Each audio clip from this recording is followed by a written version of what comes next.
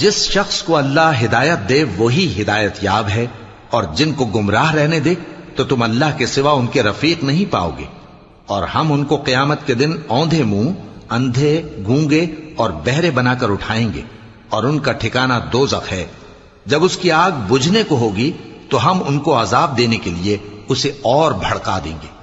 یہ ان کی سزا ہے، اس لیے کہ وہ ہماری آیتوں سے کفر کرتے تھے اور کہتے تھے کہ جب ہم مر کر بوسیدہ ہڈیاں اور ریزہ ریزہ ہو جائیں گے تو کیا اثر نو پیدا کیے جائیں گے؟ کیا انہوں نے نہیں دیکھا کہ اللہ جس نے آسمانوں اور زمین کو پیدا کیا ہے اس بات پر قادر ہے کہ ان جیسے لوگ پیدا کر دے، اور اس نے ان کے لیے ایک وقت مقرر کر دیا ہے جس میں کچھ بھی شک نہیں۔ تو ظالموں نے انکار کے سوا اسے قبول نہ کیا۔ کہہ دو کہ اگر میرے پروردگار کی رحمت کے خزانے تمہارے ہاتھ میں ہوتے تو تم خرچ ہو جانے کے خوف سے ان کو بند کر رکھتے، اور انسان دل کا بہت تنگ ہے۔